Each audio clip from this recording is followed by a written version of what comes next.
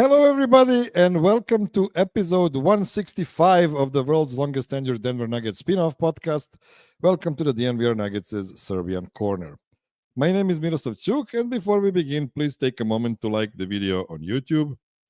And if you haven't already, subscribe to the DNVR Sports YouTube channel and the DNVR Nuggets podcast channel. The audio version is ideal for a commute or to make your office or home office time more bearable. If you want to support the show more directly, you can become a Patreon supporter at patreon.com/MiroslavCUK, just like my Seco tier supporters, Peter Plummer, Daniel Lynch, and Brian Johnson. Patreon supporters can enjoy the ad-free audio version of this show. They can also submit ideas for guests and topics and appear on the show during the summer. Week 3 of the NBA season is in the books. The Nuggets spent its entirety at home, hosting Sacramento, Miami, Golden State, and Indiana.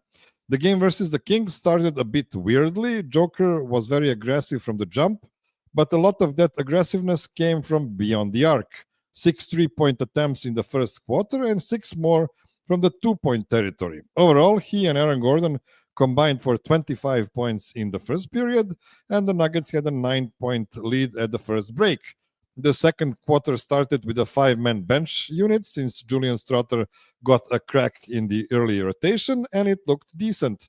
Not great, not terrible. Overall, it was a very solid performance from the Nuggets, not a lot of turnovers, and they were dictating the aggression. The only reason they couldn't blow out the Kings was that they were missing wide-open three-point shots all night. The good guys made only 5 3-pointers outside of Nikola and Aaron, and were 12 of 38 from the outside overall. It was a bounce-back game for Christian Braun, and Bruce Brown looked excellent off the bench. Cam Johnson continued to struggle from the outside, but made several nice plays on both ends of the floor. 2 days later, Miami was ending its 4-game road trip in Denver. The guest team played well in the first half and was the first team that was able to lead against the Nuggets at the Ball Arena this season. The Nuggets did close the second quarter strong, took an 8-point lead, and kept it to the last whistle. A couple of interesting things happened. David Adelman's staff finally won not one, but 2 coaching challenges. Unfortunately, the full court press caused Peyton Watson to turn the ball over after both successful challenges. Peyton had a very impactful game, just like Christian Braun, but they combined for 4 ruined all-time assists by Joker. Aaron Gordon had a monster game, feasting against a smaller opponent, and I guess it is worth noting that Jokic had a 30, 15, and 15 game with 3 steals. Cam Johnson hit 2 3-pointers and had some nice possessions outside of that. Tim Hardaway was a godsend from the bench again, and Jamal looked hobbled and slow again. At one point, it looked like Joker would be able to sit out the fourth quarter, but a horrible stint to start the final period brought him back in. 2 days later, the Warriors came to town for a rematch of the opening night. As one could imagine, without 80% of their offense in Steph Curry and the only king-size body in Al Horford, Golden State had no chance against the humming Nuggets. Joker was directing traffic, Jamal was dancing and draining extremely difficult shots, Aaron was a monster again, Christian was Joker's drone on offense, and Cam Johnson did everything right, except for making layups or wide-open three-pointer. But I digress. By the way, that was not plural. He only had 1 3-point attempt. Trebuchet Val was feasting against a micro opponent. Peyton was excellent, and Bruce and Tim were absolutely present. Almost all of the fourth quarter could be called garbage time, which was excellent before the first back-to-back of the season. And that back-to-back ended against the injury-plagued Pacers. Indiana, without Haliburton, McConnell, Toppin, and several other less famous names, was a good chance to rest Jamal and Aaron. Jalen Pickett got the start at the point guard, and Peyton Watson into the power forward role. Julian Strother and Spencer Jones got real minutes off the bench. It was a masterclass from Joker, 32 points on 14 shots, completing another triple dozen in the process. Peyton Watson and Tim Hardaway were excellent. Julian made all of his floaters, and Cam Johnson had a bounce-back game even with missing all of his 3-pointers. Even though he only made 3 baskets, it was obvious how much Ball Arena loves Bruce Braun, and he was returning the love. A perfect homestand. Next up, Sacramento, California, in 3 days. 2 days, I guess. My guest for today is a usual suspect, a delightful follow on Twitter, an NBA content grinder extraordinaire, writing for Bleacher Report for the past 15 years and hosting Hardwood Knocks for the past 10 years. It's Daniel Dan Favale. Welcome back to the show, Dan. Thanks for having me, Miroslav. You really did your research this time. You know how long I've been at Bleacher Report? You know how long Hardwood Knocks have been running? I have to admit, I was floating around your LinkedIn page a couple of days ago. So, yeah. I haven't updated that thing in like years. That's the only reason why I didn't mention the other outlets you were or are working for. Do you have something else on your everyday schedule or weekly schedule? No, I don't think. Let's hope not. I haven't done it then in quite some time. Hopefully not, because you are extremely late if that's the case. What's the time? What's the weather like at the eastern coast right now? It's starting to get a little bit more chilly and rainy than it has, but nothing too crazy yet. Just typical fall weather. I miss the warm. I'm a summer guy, so I miss that stuff already. Yeah, you and me both. I just don't understand when somebody relishes in a lot of rain or cold weather. Do people relish in rain? I don't think I've ever met anyone who's like, oh yeah, for sure. Okay. You I've heard so many times we need the moisture, so I don't know. I'm not a big fan of the rain, and luckily enough, Serbia is not one of the areas of the world where you get too much rain, for sure. Okay, let's jump into what we've seen from the Nuggets in the last week. Did you have a chance to watch any of the Nuggets games this week? And what is your big takeaway about the team so far? Yeah, I saw all of the Warriors game and I saw some of the Pacers game. My takeaways for the Nuggets so far is that this really just isn't last year's team. And there's the depth to it is real. I definitely underestimated the impact that Tim Hardaway Jr., of all players, was going to have on this team, to where someone who's just going to not afraid to shoot and is hitting his threes at an outlandish clip, including when Jokic is off the floor. And that's also probably just the biggest difference is I think they still might be a slight net negative when Jokic is off the court this season, but they have the second highest bench differential in the league right now, which is just, for anyone who's followed the Nuggets over the years, like that's even 8 whatever games through the season, like that's a really, really big deal. And I think, Adam Mares was on Hardwood Knocks before the season talking about how this might be the most efficient year of Jokic's career because of the talent around him. He's sitting here with like a true shooting percentage over 70. Again, his threes are probably going to fall at a higher clip at some point. This team is, if you wanted a team that could fit itself into the Oklahoma City tier, there are concerns. Everyone I'm assuming Cam Johnson will hit a wide open 3 at some point. I'm assuming Christian Braun will at least start making layups again at some point. This is the closest that I think we have in both conferences to, if you want to put someone in OKC's company or right there, it's Denver, or right now, based on everything else I've seen across the league, I don't think any other squad has a prayer, quite frankly, of beating OKC 4 times in 7 tries. So we have to say how easy this opening stretch was for the Nuggets. They've played 6 out of 9 games at home, which is pretty important. They've played a couple of teams that were injured, missing their number 1 star in Timberwolves and Golden State, and then they just played a bunch of really bad teams and smacked them. So this is why they have right now, per Cleaning the Glass, number 1 offensive rating and number 3 defensive rating. Still, is a number 3 defensive rating a shocker after 9 games? That's like 11% of the season, however easy the schedule is. Well, I think you look at the competition that they've gone on and you just ran through it. I think that helps. They do seem to be getting a little lucky when it comes to opponent 3-point shooting. They're shooting like 31, 32% on those, so that will tick up. But this team is not bereft of defensive talent. And I mean, the fact that Jokic is still going to be a dominant rebounder who can end possessions. If you have guys that are fluttering around him, like Cam Johnson, definitely an upgrade there from at least slightly from Michael Porter Jr., Bruce Brown, Peyton Watson, Christian Brown, Jamal Murray, when he's like really locked in. Top 3, top 5 really feels like a stretch for me, but I don't think it's Aaron Gordon. I didn't even mention him. Like, I don't know, top 10, top 12, I think would be semi realistic. And but to your point about the schedule that they've played, I think that's been a huge pushback nationally on, well, let's wait and see what happens.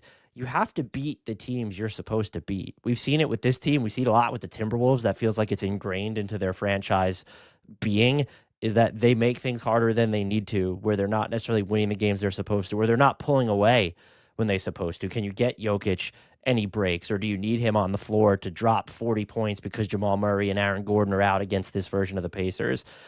This Nuggets team is built to avoid situations like that.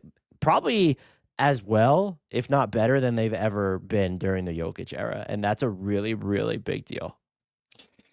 After last night, Nikola Jokic is again leading the league in both assists per game and rebounds per game, which is just ridiculous. Well, my question is, why isn't he also leading the league in scoring? I would say that's inexcusable. He's been slacking there. He's at only 25 points per game, which is probably the new 15 points per game, considering Luka is averaging 37 points or whatever he is right now. I didn't catch how many points he had in his last game last night. He was averaging 40 before that one. I think the average dropped a bit after that. But yeah, he's at 37 now. 30, just 37. That's it. So disappointing. Yeah, and he did miss several games too. So those things are gonna come closer to the mean. But I don't know, man. We might get 5 guys averaging 30 points per game this season. Nobody's talking about Donovan Mitchell, and he is lighting the nets on fire. It's just he plays in the E-League, so nobody cares about it. Or am I wrong about it? No, I think people care. I'll be from his scoring perspective now that Darius Garland's back. I wonder, and as they get just the Cavs been pretty banged up, even healthier, I wonder if he'll hover around 30 all year. And I would be shocked if Austin Reeves stays above 30. But I mean, when you're looking at Maxey and SGA, Giannis, Luka, of course, Devin Booker's kind of floating around that territory right now. So those are all guys that could. Benedict Mathurin through the 2 games he's played. Let's go. Benedict Mathurin needs to. I think that would be maybe the most random, even 25 point per game scorer in NBA history. So I hope he comes back and continues to score at that clip. Yeah, that would be awesome. Back to the Nuggets. You already mentioned how great Tim Hardaway has been for them so far. What about Jonas Valanciunas? Are you surprised by the fact that right now he is actually, let me show this, he is a net positive for the Nuggets at plus 1.76 without Joker. I didn't count that 30 seconds stint he had together with Joker last night. So plus 1.7. The rest of the guys on the bench, Tim Hardaway -3, Jamal Murray -4. I mean, he's staggering a lot. Peyton Watson -5, Bruce Brown -5.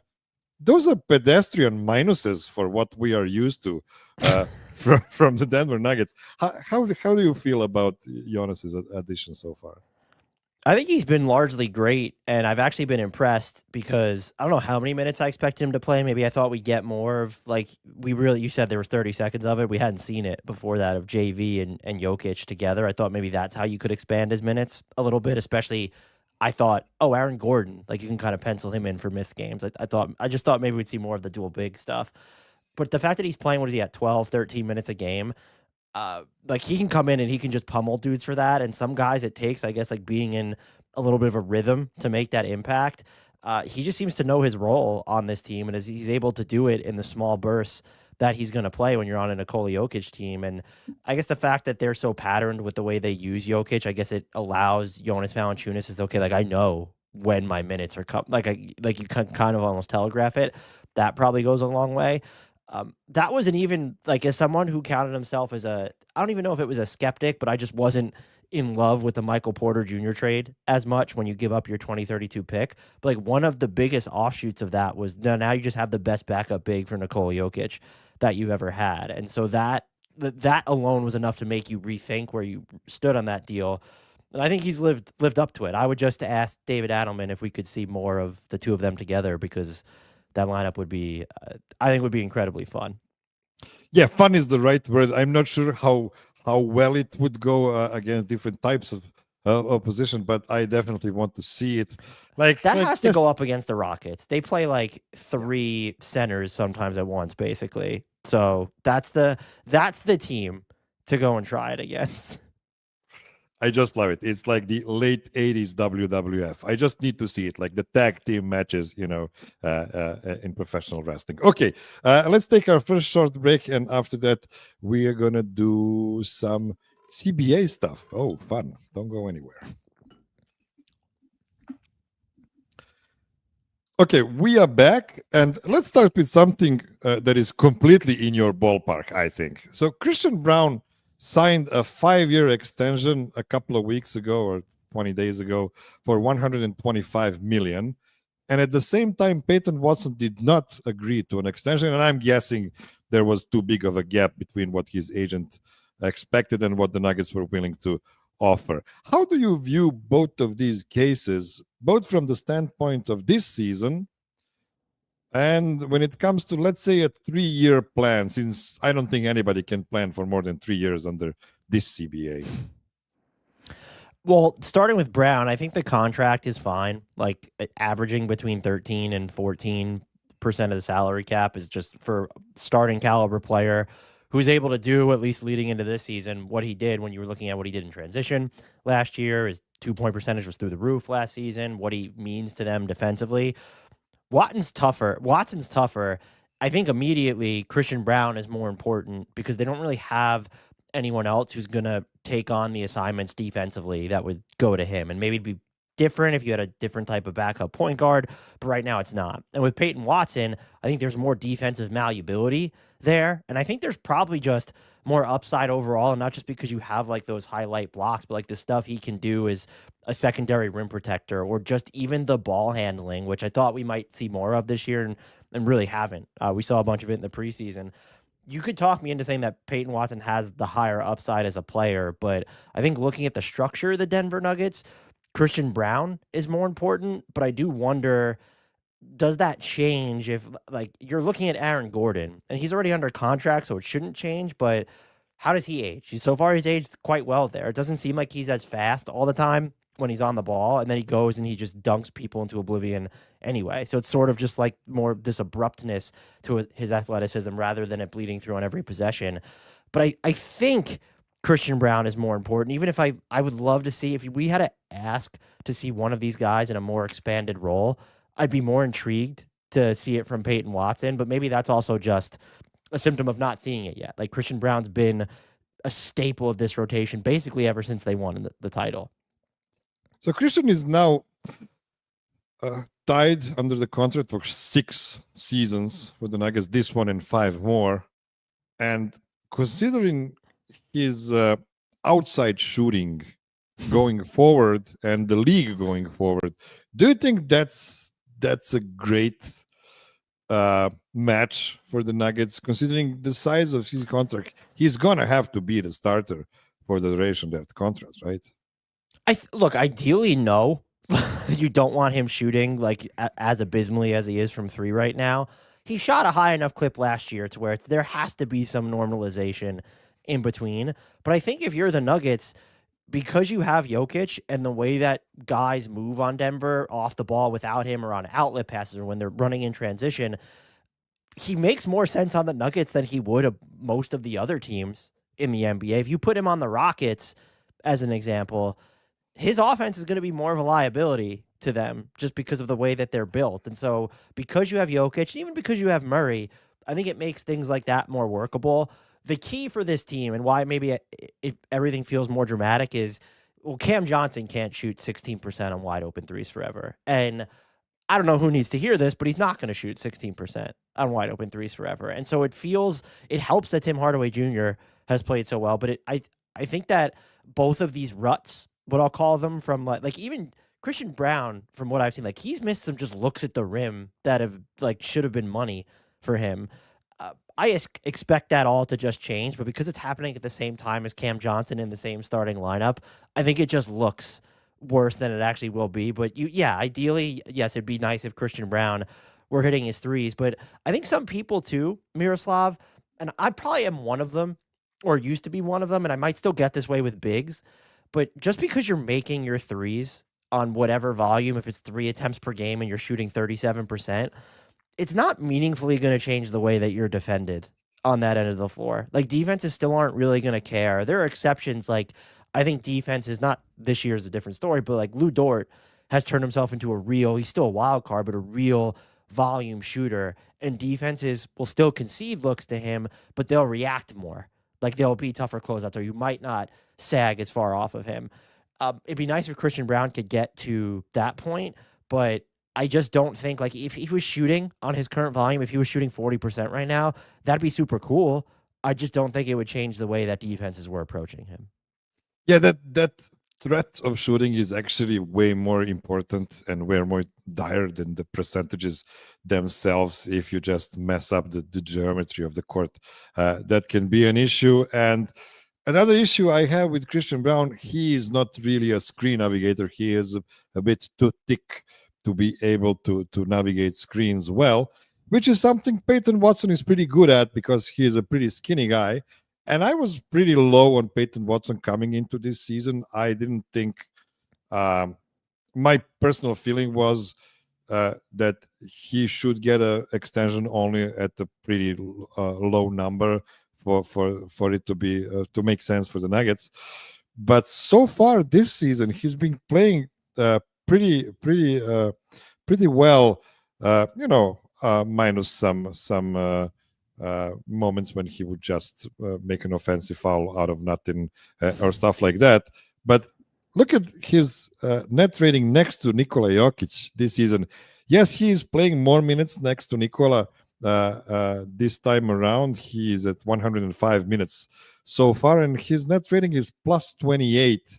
With Nikola, he only started one of these games. In the other games, he was playing next to Nikola in those mixed lineups, and his defensive impact has been just short of miraculous. Honestly, he's had some really nice tide changing moments so far. So I'm getting nervous. Honestly, I'm getting nervous about him because if he has a really nice season, that would mean that Denver is either going to trade him at the trade deadline to get any kind of value back, or just lose him in the offseason. How do you feel about that part?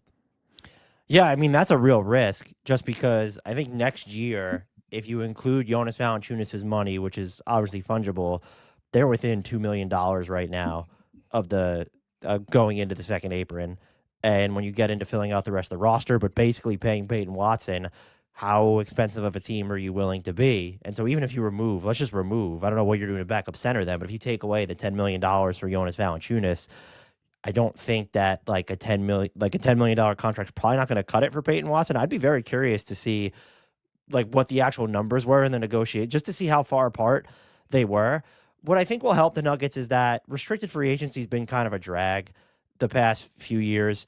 And while I know the big like number going around is 10 teams are going to have cap space this summer, I'll be pretty shocked if it ends up being even half that many. Like there's just going to be things that change. The Lakers, that cap space goes out the window essentially if Austin Reeves opts out. You'll still have some, but it becomes tougher to use. And if you're going to bring back LeBron, unless you think that he's just gone, so there'll be fewer. And Detroit, and they're not a team that'd be even interested in Watson, I don't think. Like, you already have Ron Holland and S.R. Thompson.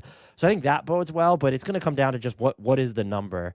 And Peyton Watson's fascinating to me, and your points about the defense are really great. I just wonder if, to me, Christian Braun just has more of a dependable baseline, and I wonder if you put Watson in Christian Braun's role when you're looking at a lot of the on-ball work that Christian Braun does his body hold up? Because he's skinnier. Like, it's how would he fare having to guard those, like, night in, night out for that amount of time?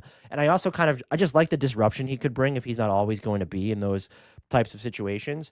But yeah, look, if we were paying him based off what we had seen so far this season, that's someone who's probably going to cost at least $15 million a year around the non-taxpayer mid-level.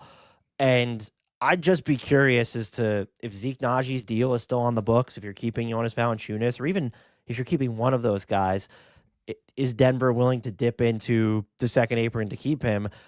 It's almost impossible to answer now. I think it'd be easy to the cynic in me is no, they're not. They're not going to go into the second apron next year. But they probably want to see how this season is going to play out. Will be a big part of like that. It's not just for Peyton Watson, but well, where does this team go? How far do they go? What do they look like against the other best teams in the Western Conference? Let's play a little experiment. Let's go into the future. What 8 months into the future, and the Nuggets have just won the 2026 NBA championship, and they do not accept the player option for Jonas Valanciunas, and they do not re-sign Peyton Watson after winning a championship. What would the start of Hardwood Knocks episode after that would look like? Would Knowing you that they have the blast them into the oblivion? They would be. I mean, did they do something that somehow made them better? And so but yeah, you would the context of it. It's they would absolutely look. We were more skeptical. Everyone thought the Cam Johnson trade was a home run in part because it got them Jonas Valanciunas. We talked a lot about that to where it's okay. Like, was this enough of an upgrade to give up on your crown jewel trade asset that was left? So I would absolutely hammer them if both of those guys aren't on the roster after this year, especially if things stay the same. They've turned out to be really important players for Denver. That's going to be tough to recover from because you don't have unless you think that Daron Holmes is going to be able to log, and he seems like kind of more in the Zeke Najee vein of should he really be playing center? It's like you don't have this backup five behind Jokic that is waiting to take up the mantle from Jonas Valanciunas. And you also, when you're looking at who else Denver has, there's no one there that's just going to replace what Peyton Watson does either. And that's really, it's probably harder, I think, to replace what Peyton Watson does on the minimum, or if you're using a mini MLE at that point, than what Jonas Valanciunas does. So it's just, it's a fascinating discussion because I don't have a great answer for it. I think so much is going to be based on, does this team win the title? It's a lot easier to go into the second apron if you are coming off your second championship in 4 years.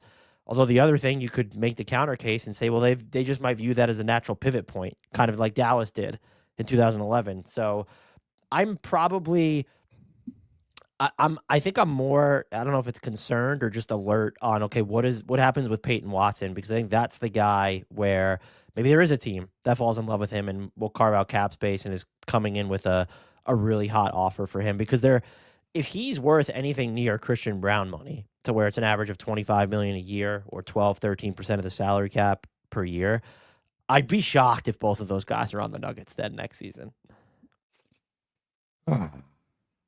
Okay, let's cross that bridge when it's in front of us, because I'm already getting kind of mad about it. Okay, you brought it up. I know. It is something. I keep thinking about this season. I'm on the record for saying that this is the Nuggets' best chance after 2023 to win another championship, and I'm not sure the next season is going to be as all roses and violets for them. So we're going to just have to wait and see it. Let's take another short break, and after that, we're going to talk about something you've teased about a couple of times already. Don't go anywhere. Okay, we are back. So we are now going to talk about the biggest sliding doors for the Nuggets this season. On July 1st, out of the blue, Mr. Shams Charania reported that the Nuggets were trading Michael Porter Jr. in the 2032 unprotected first-round pick for Cam Johnson. And in your immediate reaction, you called this move a cost-cutting one and called out the Nuggets for using their most valuable trade asset in a salary dump move. Since then, we are seeing Michael Porter averaging 23, 8, and 3 on 47, 36, 79 shooting splits for the New Jersey Nets, and Cam Johnson averaging 8, 3, and 2 on 38, 24, 86 shooting splits. To be fair, the Nets are now 1-8 and the Nuggets are 7-2. And if you take into the account that the Dario Saric for Jonas Valanciunas swap was only possible after this move, and with all the new information we have now, how would you assess this trade today? I still think it's TBD, but we went through an exercise when we were doing our offseason grades at Hardwood Knox as to, okay, we know we haven't seen anyone play yet, but we know all the order of operations, what happened after the Nuggets made this trade. Let's undo it. What would we have done differently if you were looking to make a move right now? And we couldn't really find a better one that made sense. And so you understand Denver's logic more through that, where it's okay, we're getting cheaper, we're getting Cam Johnson, and we're getting Jonas Valanciunas for this. Like, that's kind of what you look at as the crux value of the deal. And it doesn't seem like there are other opportunities out there. And so your other option was to then just not make the trade and wait and think that you could use that 2032 plus whatever to get someone else. And like, would the sliding doors be, let's just say they would have done it if it was just Najee, other salary, and the 2032 pick for Kobe White. Like, would you feel better about that? Because it's all right. Like, look who's coming off the bench now. Maybe. So it's the thing I'll never get over in that deal is I don't know how, with all due respect to him, that Zeke Najee is still on this team. I don't know how you give up your 2032 pick and don't get rid of him. But I think it's easy now to look and say, okay, like Michael Porter Jr. is still taking 9 threes a game, hitting 36% of them. Because you're on Brooklyn, that's more like hitting 40% of them to me. At the same time, what's very interesting about Cam Johnson, and I don't think I fully appreciated this, is even as he's been shooting poorly, there's variability to how a possession is going to end if the ball touches his hands, or even if the ball doesn't touch his hands. And there's not as much of that variability in Michael Porter Jr. to where, especially if it touches his hands, you kind of know it was going to end in a shot attempt for the most part. And Cam is just going to make more of those connective passes, or you can even just not run stuff through him, but like Jokic can give him the ball and they can run a 2-man action together and he can do things more in the lane with his handle. It hasn't all coalesced just yet, but the fact that you made yourself more functionally versatile, I still think it's okay if we say he's going to eventually shoot better. And the other thing too is he just needs to get used to, I know everyone thinks playing with Jokic is the easiest thing in the world. You look at everything from just like his dribbles per touch, just the average touch time for Cam Johnson. Like, he was featured in Brooklyn last year. So this is kind of a bigger time scale down than many were accounting for. I still don't, there's still, as someone who, I think when you follow or when you're covering the league at large, and this is probably a bad thing, you over romanticize the distant first round picks. And so I'm looking at 2032 as, well, there was going to be something that came along that was going to be better. But you also can't hammer the Nuggets in other off seasons, say they didn't do enough to go all in on the Nikola Jokic window. And if they really viewed this as going all in, or it bought them, they think, another 2 years versus having to do something more dramatic after this season, I've grown to understand it even more. I'm just going to be very curious, and especially if like Peyton Watson's going to rebound like he has. That was one of the things that I was worried about in the aftermath of the MPJ trade. So Cam Johnson needs to certainly play better on the offensive end, but I think the more I've munched on it, I feel better about the deal, even if I still think we kind of got to see, if they get bounced in the first or second round, I'm not predicting it. There is an element of like, well, what was this all for then? So, but I don't think, just based off what we've seen, like you mentioned the teams that they've played.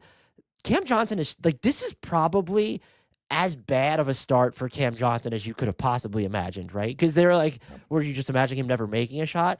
And they're just winning, and they're winning the minutes that he's on the floor.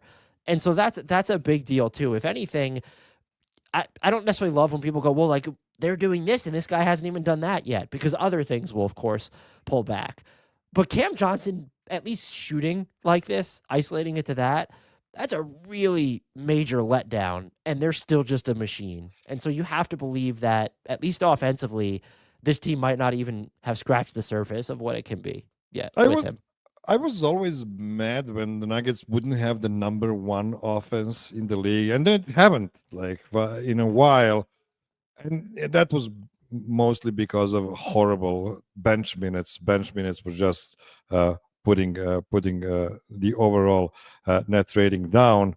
But I agree with you. Cam Johnson, I said before the season, if he's shooting like below 34% from the 3-point line, I could see his season be considered a bad one. He's right now at 23.5%, which is very, and very 16 dire. on wide open threes. There's no way that's just gonna hold. There's so no way. many air balls, by the way, among those 16%. It's just like I mean, he does have a shoulder thing. He was questionable for one of the games because Is of that a it is prerequisite for possible. having that rotation spot at this point? We had Michael Porter Jr. with the shoulder issue last year. Yeah, thank you for that. Thank you so much for that. Yeah, I guess there's something there. But yeah, at the same time, that starting lineup with him on the court did not stutter at all. Like the Joker's net rating of plus 19 already. Okay, that's combined with the mixed lineups as well. Their offense is just perfect, and I think he's been way better on defense than Mike was. In at a similar position last season. So yeah, that might explain also. By the way, the Nuggets never blew teams away ever. Like they would struggle against horrible teams last year. And to your original point from this show, they're just not the same team they were last season. Like they have 7 wins and 6 of those are in double digits. That never happened before. Like never in 10 or 11 years of Nikola Jokic tenure there. So there's something different about this team, but I agree. We have to wait for them to go on the road and see what happens there. Okay, let's now bounce around the Western Conference. I'm gonna try to share my screen here. No, not yet. I'm not ready. I'm absolutely not ready to do that. 1 second. Oh, this is great podcasting, by the way. This is organic podcasting. That's what you call it. Where is it? Oh, this is the one. 1 second. Okay, now I think I'm ready. We're gonna see if that's true. Sharing my screen. Yeah, this is the first time I'm doing podcasting, so you can imagine. Where is it? Oh my god. Oh, here it is. Okay. I made it work. But it's so tiny. Okay. People have to believe me. This is the Western Conference in front of our eyes, the standings, current standings. And I wanted to divide the Western Conference teams into tiers today just to see where you think and where I think the teams are going to end up this season. And it's not completely clear to me if I'm talking about regular season or postseason as well. But let's start with this. I wanted to start with the hopeless teams. I feel there is several hopeless teams in the Western Conference. And for me, it's the Suns, the Grizzlies, the Kings, the Jazz, the Pelicans, and the Mavs. I just named 6 teams and called them hopeless, which is bonkers because one of these teams is going to get to the play-in, just by the numbers. So Suns, Grizzlies, Kings, Jazz, Pelicans, and Mavs. Who was I too harsh about? Might be the Suns. I think all those teams I actually agree. You give them a 0 chance of, like, none of those teams have real title equity. Yeah. But the Suns, I don't know if it's because I was expecting less, but under Jordan Ott, they've been really frisky. And like 15th in defense for this team, 15th in offense for this team right now. They haven't even had Jalen Green for most of the season. He came back that first game against the Clippers and looked pretty good. And then I think he was dealing with a hamstring issue in his second game back or whatever. I've been a little bit concerned that Malawach isn't getting more playing time, but just like there's a steadiness to this team that I wasn't banking on. And of course, what you're going to get from Devin Booker, but they seemed, I know the defensive rating isn't like super high, but they seem pretty gritty on that end of the floor. Royce O'Neal, I said this over the offseason, he's probably been like one of the most underrated players of the past decade or whatever. Just comes in, defends, hits threes, does his job. Colin Gillespie's been really good for them. And they're kind of a fun watch. And I think after watching them through the Kevin Durant, Bradley Beal era where they felt like the vibes were very down bad, it might just be sort of that refreshing bump from them. But even Mark Williams has been pretty good in the minutes that he's logged. This team is I didn't have them in the play-in. I can't remember where I had them in my preseason standings, but it's certainly I hit the under. I didn't have them in the play-in, and they're scrappy enough to where as long as Devin Booker's on the floor, they might be able to do more. Certainly more than I was probably higher on the Kings and the Mavericks than the Suns. I don't know that you could just do that. Can we be higher on the Clippers than the Suns at this point? Is what we really have to ask ourselves. Apparently. Yeah, it's true. Clippers are in a tier above, and there's a case to be made for them to be lower than this in this tier too. So yeah, you convinced me. I'm gonna bump the Suns into the next tier. But what about the Mavs? Like now they have that championship defense. What is going on there? They've built one of the ugliest offenses this side of 2020, 2015, whatever. They are trying to get Cooper Flag off the ball more, which is fine, but they don't have the spacing or the playmaking to make that work. Defensively, the numbers are good, but they're just so injured. And the other thing about you look at the size that they're still able to roll out. We've had to see more PJ Washington at the 5 for a team that has Anthony Davis, Derek Lively, and Daniel Gafford than I ever could have predicted already. But when you're looking at offensively, they can't even they're not getting offensive rebounds. What's the point of having a team that can't shoot? They're dead last in the league on wide open threes. That doesn't your best playmaker right now is D'Angelo Russell? Is it Jaden Hardy? Is it Brandon Williams? And you're not crashing the offensive glass. And I think in kind of doing so, he's still going to be so good it doesn't matter. They're doing a little bit of a disservice to Cooper Flag. There's probably value in him learning the ropes under these extreme circumstances because it should make things easier once Kyrie Irving is there. But I don't think you're doing him any favors if you wanted him to be more of a perimeter-oriented player, if you want him to be more of a ball handler. Like throwing him into these deep waters as early as you have, kind of rough. And then even defensively, you've had to take him at times away from some of the best stuff that he does, which is being more of not the guy who's on the guy, but he's going to disrupt plays, break up possessions, coming in around the basket, away from the ball. And he hasn't been able to do that as much as I would have liked, especially when you look at the Mavs have the personnel, I think, to at least put him in a semi-optimal role on defense. And I just don't know that we've seen it yet. They have Cooper Flag, and so their future should be fine. But immediately, this is just the idea that they did not tailor their entire window around, we just have this generational prospect, we should be hitting reset. It looks more egregious than ever.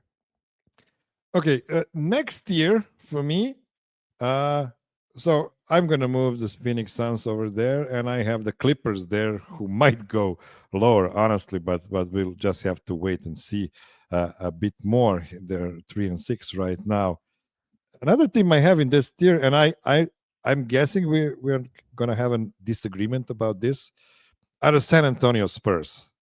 The 7-2 San Antonio Spurs. I just have 6-7 teams above them right now. Would you agree with this? You sound like me coming in from the offseason. And right now, I know Victor Wembanyama's struggled by his standards the past 3 games.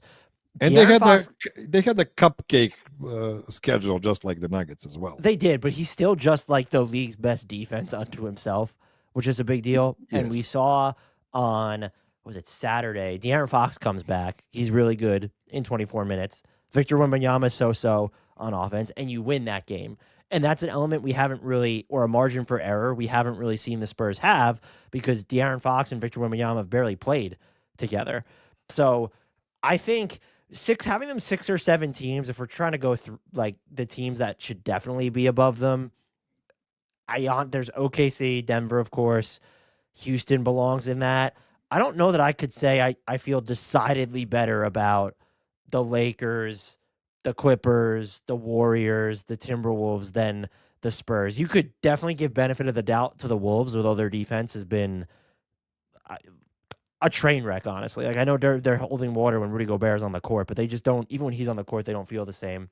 So I think that's probably a little too extreme. I would have them, I don't know if they're in like a tier of their own territory, but they were in my like third tier. But like I have a tier 1, and then I have one team in tier 2 and one team in tier 3.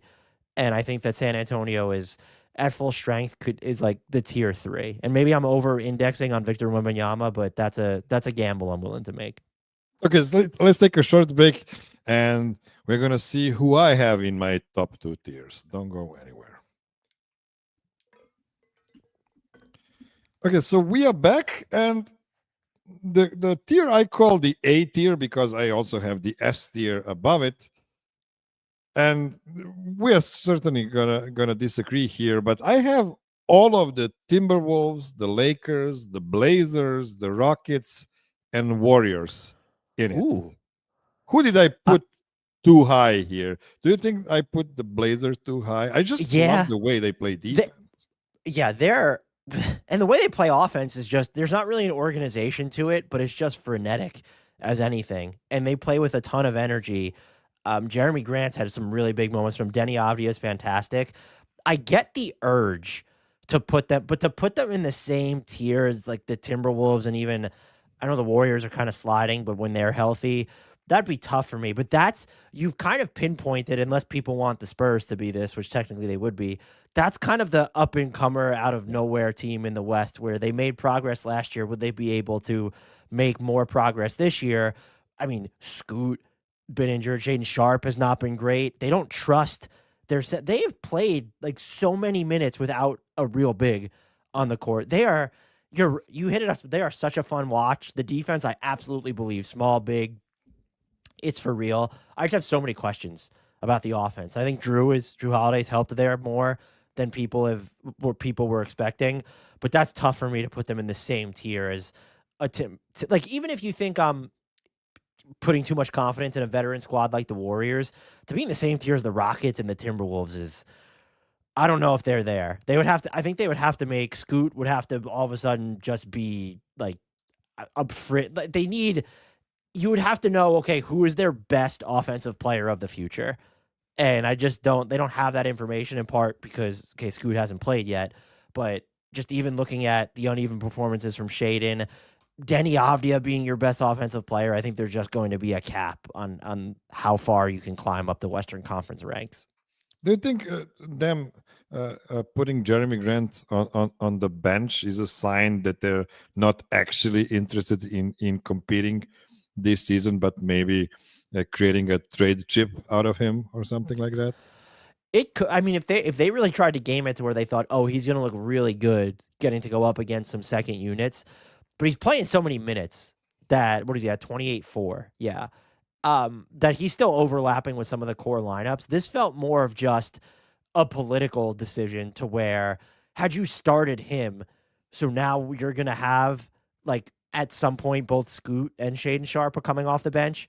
And that just felt like it couldn't. You wanted to get that out of the way to set a precedent that, okay, at least one or Scoot of Sharpe are always going to start. And that felt more like a political decision than we're punting on. Because I think if it came down to it, they're trying to win games. Like, they will let Jeremy Grant close. And so if they feel like that's going to, and that's, look, you've seen it when they're going smaller, like, that's part of the impetus is, okay, we're still have, like, Shaedon Sharpe might be out there, but it's not like they're benching Tamani Kamara, who you should never bench, quite frankly, but they're not benching one of those guys to get Jeremy Grant minutes. So I don't even know if he is a trade chip on the contract still. Like, the way he's shooting right now, for sure, but that's still a steep contract if someone wants to put him in the same position to bring him off the bench making $30+ million a year.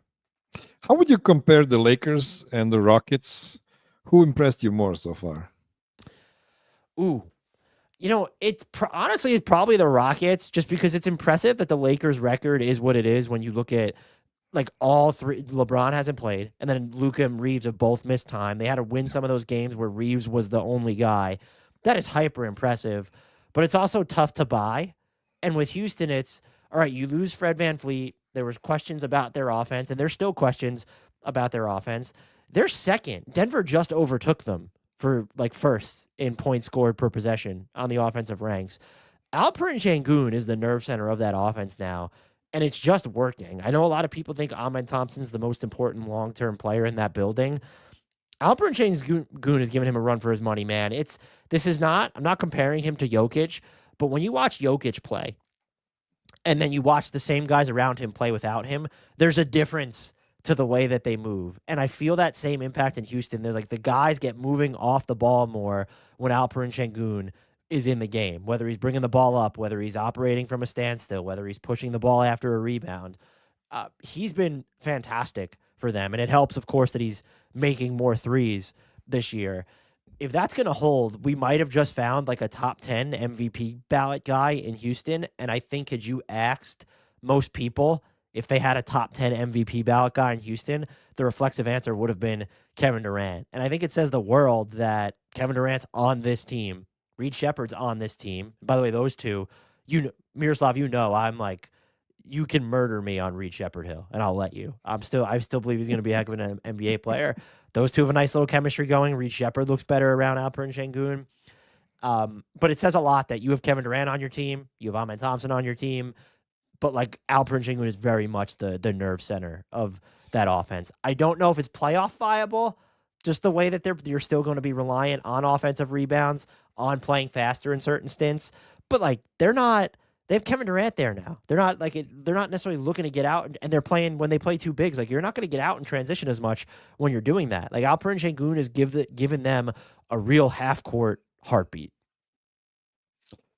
Yeah, and I cannot say anything against your takes on Alperen Şengün. I'm just going to tell you, I hate Alperen Şengün more than I hate Kevin Durant, and that says something. That's how well he is playing recently and in Eurobasket as well, but I digress completely. Okay, any thoughts on the Timberwolves so far? They've missed Anthony Edwards for a while there. Yeah, which makes them tough to evaluate, but I think the offense is fifth, and it still hasn't been. People are harping on like they need sort of another point guard, ball handler type that's not Rob Dillingham, Mike Conley, or Julius Randle. I'm just the defense. They're still so reliant on Rudy Gobert, which is almost not okay, because I think that Rudy Gobert has probably slipped a little bit. Even like you look at the on-off differentials defensively with Rudy Gobert, they are insane this year. But it just like he's just not impacting games the same way. And I think they've had to be more conservative with the way they were using him, which makes even the peak of their powers a little bit easier to go after defensively. They're really missing Nickeil Alexander-Walker. And I think that you run the risk of, I know he's talked about taking on more of these assignments, but Anthony Edwards comes back and is immediately guarding Jalen Brunson. And he's had to take on some tougher covers this year, just because that's the way the team is built. And if you don't have Rudy Gobert on the floor, if you don't have great ball containment with Rudy Gobert on the court, I think Jaden McDaniels has been fine defensively, but we did this last year where he's an all-defense guy who didn't feel like an all-defense guy at the start of last year. By the end, he was fine. Maybe we'll see more of that. But I thought Terrence Shannon Jr. was going to be better. Jalen Clark's a little too important to this team right now for me. I don't trust them, but I think just based off the past two seasons, they'll probably figure it out. I do think, though, offensively, I probably trust them more in the playoffs than I did, but defensively, I don't think I've ever trusted them less, evaluating them against the context of a postseason. I don't want to spend any time on the Warriors because they're so old, and like I have the same feeling about them as I have with the Clippers. Yes, Steph Curry is a way bigger champion, a way bigger winner than anybody on the Clippers, but I just don't believe in them. So I want to go straight to the OKC Thunder, a team that you have alone in your S tier. I have both Denver and OKC in the same S tier. That's not a big semantic difference. Well, I do have them I have both the Nuggets and the Thunder. Oh, you do have them together. Oh, yeah, so who is in your second tier then?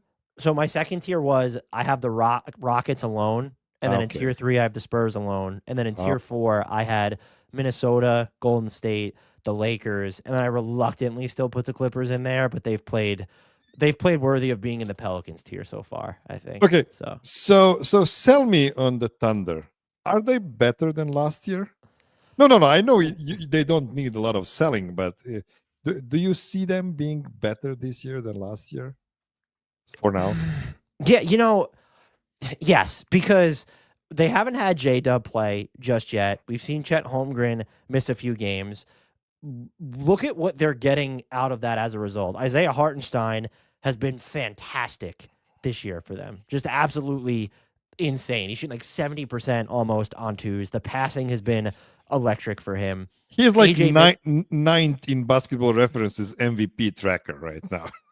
That's too low. Been really, really good. Sounds too low to me. Yeah, they hate him there. Yeah.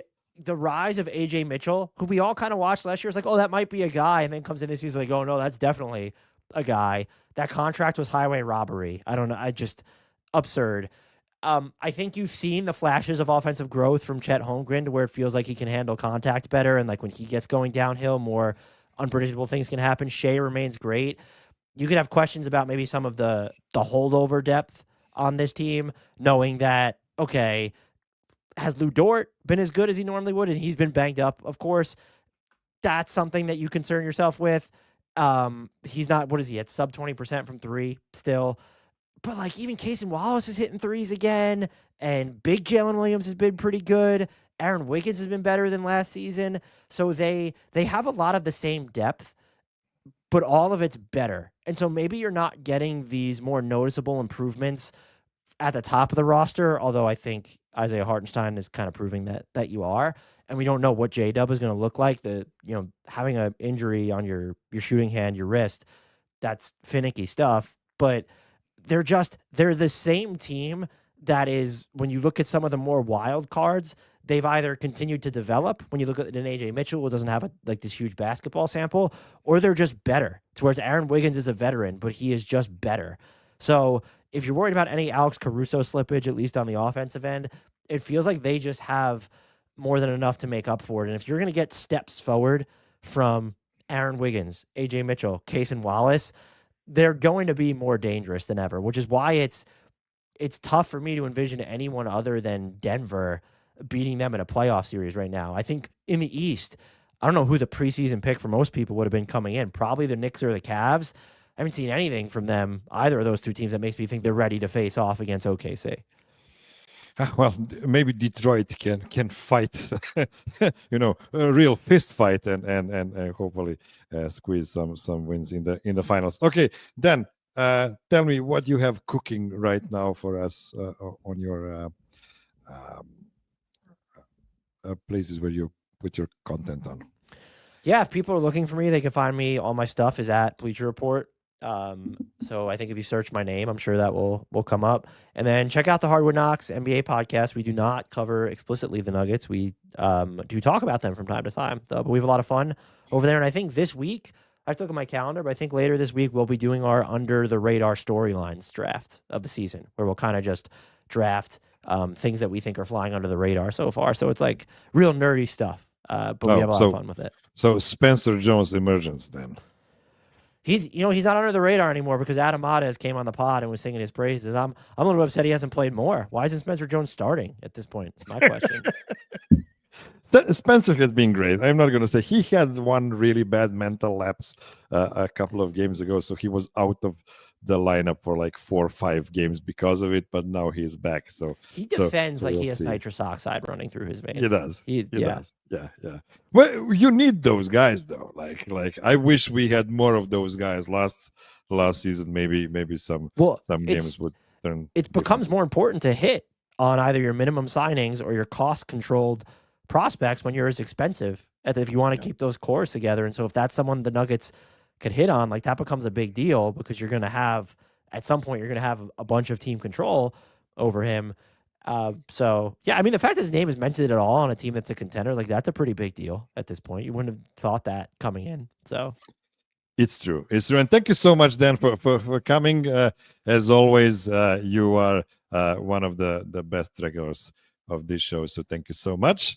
And that is all I've prepared for you, my dear listener. And please, with cherry on top, take the word prepared very loosely. I basically just let Dan speak and pretend to have some questions for him. Be well, be safe, be kind to everybody. Call your mom. And until next week, remember that my plan is to be Nuggets forever.